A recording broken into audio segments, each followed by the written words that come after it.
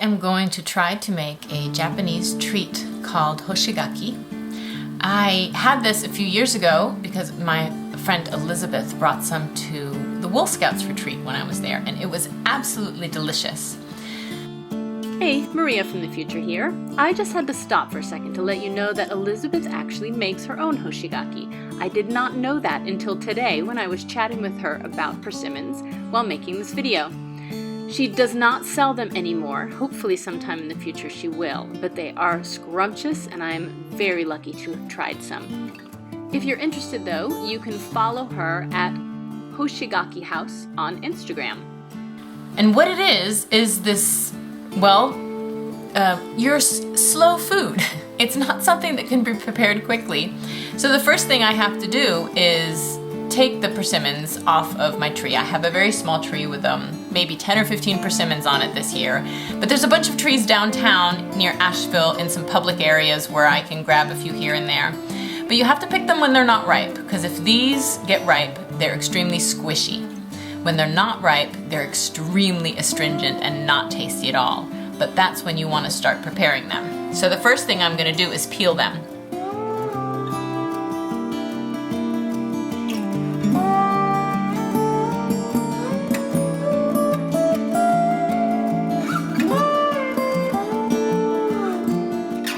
So my persimmons popped off the tree, and I didn't have a stem to tie them to. So I boiled some stainless steel screws and just screwed them into the top of the persimmon. One thing I should note here is that I am using American persimmons because that's what I had access to. The persimmons that are more traditionally used are called hachiya. That's one of the traditional varieties anyway. They're much larger and a little less squishy, so you can easily peel them. They are usually trimmed off the tree, and also the tops don't pop off as easily. Once I put the screw in the top, I tied them up 2 at a time on a long string and hung them up to dry. I put them in a sunny window with a gentle breeze, and after 3 or 4 days, they started getting a skin on the outside that was thick enough that I could gently start massaging them. The massaging helps break down the pulp and gets the sugars to really start coming out. Once I got the basic gist of how it was done, I headed downtown with my friend Mars to pick some persimmons from a friend's tree.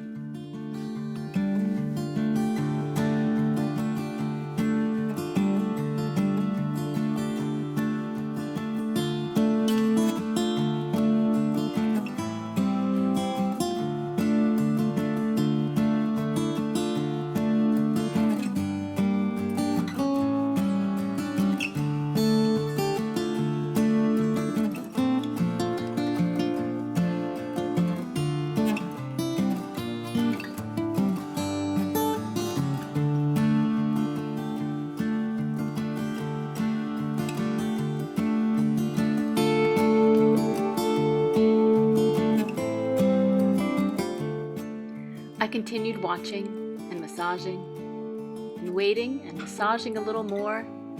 Every 3 to 4 days, I would give them a gentle massage to continue to break down the sugars.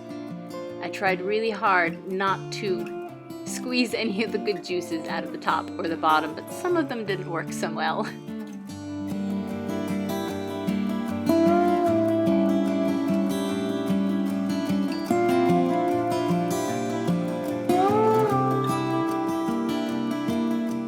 We had a pretty wet fall here, so even with a gentle fan going and being in a sunny window, half of them still got moldy. So I tossed those into the compost and actually went to the store and bought some larger Fuyu persimmon. They're much bigger, still astringent, and one of the varieties that are more traditionally used. So these were a little more easily peeled and strung up to try to dry in a slightly drier atmosphere.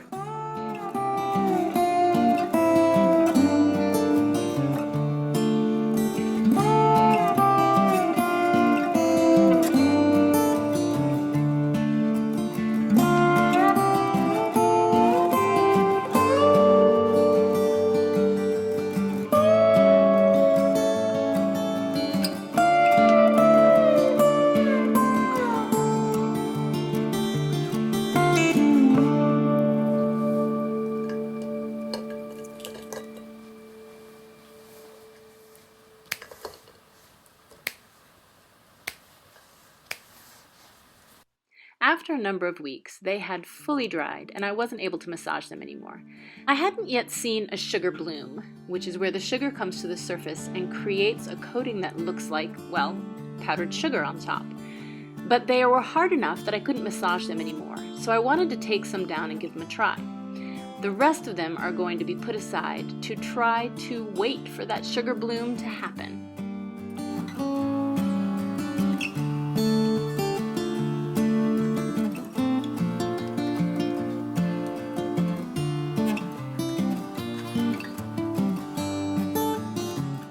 This really is the ultimate in slow food, and I had such a fun time giving it a try. And thank you to Elizabeth for the inspiration. I will definitely keep trying.